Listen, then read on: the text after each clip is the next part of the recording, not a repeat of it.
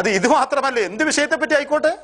നബി സല്ലല്ലാഹു അലൈഹി വസല്ലം അങ്ങനെ കല്യാണം കഴിച്ച് ശരിയായില്ല എന്നും കൂടി പറഞ്ഞു ഒരു മുസൽമാന്റെ സംസാരം. ഇവൻ ആദ്യം പഠിക്കേണ്ടത് നബി സല്ലല്ലാഹു അലൈഹി വസല്ലം ആരാന്നാണ്, അദ്ദേഹം എന്നാണ് ഒന്നാമത്തെ രണ്ടാമത്തെ കല്യാണം കഴിക്കാൻ മെനക്കെട്ടത് എന്നാ.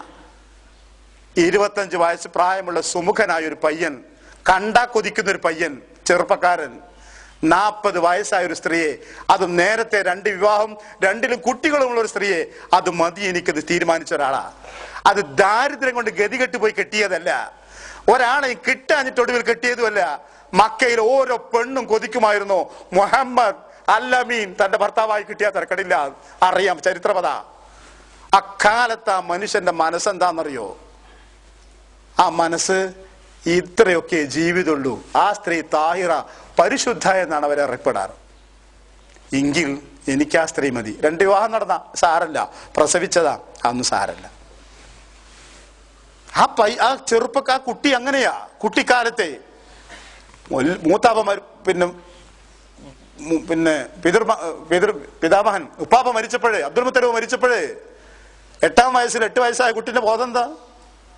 കുട്ടിയോട് ചോദിക്കുന്നുണ്ട്, പാപ്പല്ല നേരത്തെ മരിച്ചു, വല്ലിപ്പ ഉണ്ടായിരുന്ന വല്ലിപ്പയും മരിച്ചു, ഇനി മോൻ ആരെ കൂടെ ജീവിക്കുക? അനിയന്മാരും ഏട്ടന്മാരും ആരും ഇല്ല, ഉമ്മയും ജീവിച്ചിരിക്കണില്ല, ഇനിയുള്ളത് മൂത്താപ്പാരും എളാപ്പാരുമാണ്. ഏത് മൂത്താപ്പാന്റെ ഒപ്പം നീ മോനെ താമസിക്കുക?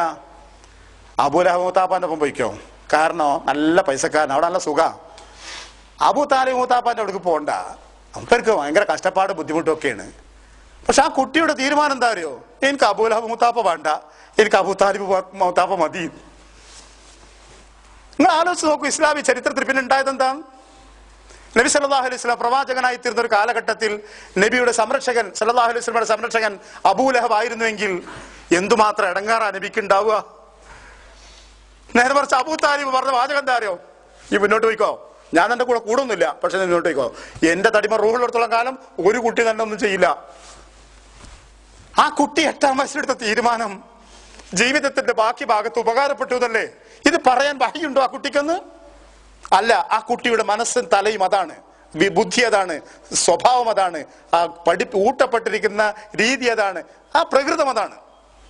ആ പ്രകൃതമാണ് നിങ്ങളോട് കാണുന്നത്. 25 വയസ്സായ സുമുഖനായ ചെറുപ്പക്കാരൻ, 40 വയസ്സായ തന്നെക്കാൾ 15 വയസ്സുള്ള, 1 വയസ്സ് കൂടിയതിന് അന്വേഷിച്ച് ഞങ്ങളുടെ മുഖം കാണണ്ടേ?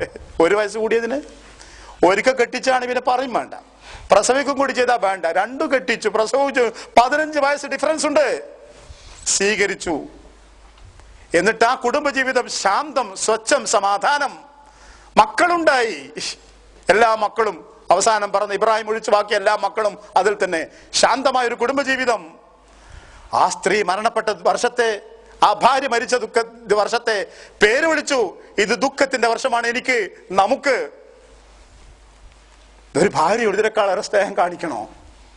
ആമുൽ ഹുസ്നാണിത്. നബുവത്തിന്റെ 10ാം വർഷം, നമുക്ക് ദുഃഖത്തിന്റെ വർഷമാണ്. എന്റെ ഭാര്യ, എന്റെ പ്രേയസി യാത്ര പോയ ദിവസം, മരിച്ചുപോയ കാലം, വർഷം. അവർ മരിക്കുന്നത് വരെ മറ്റൊരു സ്ത്രീയെ പറ്റി ചിന്തിച്ചിട്ടേ ഇല്ല. അറബ് നാട്ടിലൊരു തെറ്റല്ല പണ്ടും ഇപ്പോഴും 2ാമത് കല്യാണം കഴിക്കാറുണ്ടാണ്. 25 വർഷക്കാലം 50 വയസ്സ് വരെ ഒരു ഭാര്യയോടൊത്ത് ജീവിച്ചു, സംതൃപ്തമായൊരു ജീവിതത്തില്. അവർ മരണപ്പെട്ടു പോയതിനു ശേഷം മറ്റൊരു വിവാഹത്തെ പറ്റി വേണ്ടി വന്നു അദ്ദേഹത്തെ ഏറ്റെടുത്ത ഉത്തരവാദിത്തങ്ങൾ നിർവഹിക്കാൻ. കല്യാണം കഴിച്ചു. ഇപ്പൊ കല്യാണം കഴിച്ച കുറച്ചുകൂടി മെച്ച, 60 വയസ്സുണ്ട് ഓൾക്ക്, സൗദ റളിയല്ലാഹു അൻഹ.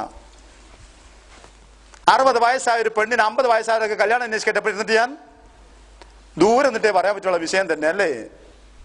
സൗദയെ കല്യാണം കഴിച്ചു, 60 വയസ്സായ സ്ത്രീയെ. പിന്നെ കല്യാണം കഴിച്ചു ആയിഷ റളിയല്ലാഹു.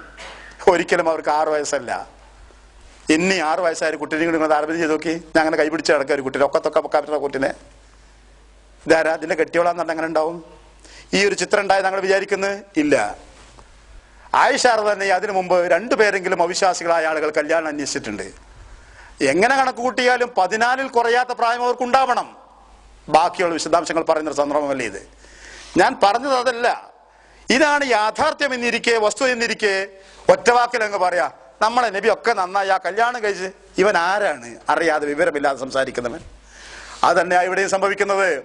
ഈസാ നബി അലൈഹി ഇസ്ലാമിന്റെ യാഥാർത്ഥ്യം എന്താണ്? അദ്ദേഹത്തിന്റെ സംഭവം എന്താണ്? ഖുർആൻ ഇത് പറഞ്ഞ രീതി എന്താണ്?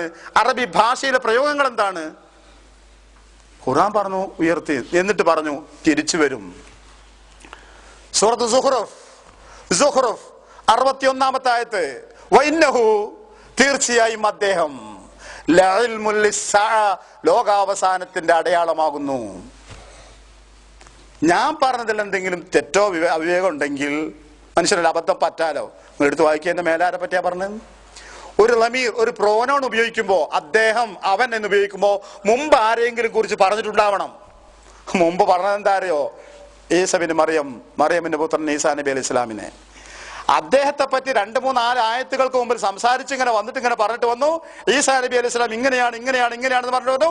ഇന്നഹു തീർച്ചയായും അദ്ദേഹം ലഇൽമുൽ ലിസ്സാഅ ലോകാവസാനത്തിന്റെ അറിവാണെന്നല്ല, ലോകാവസാനത്തിന്റെ അലാമത്താണ്, അടയാളമാണ്.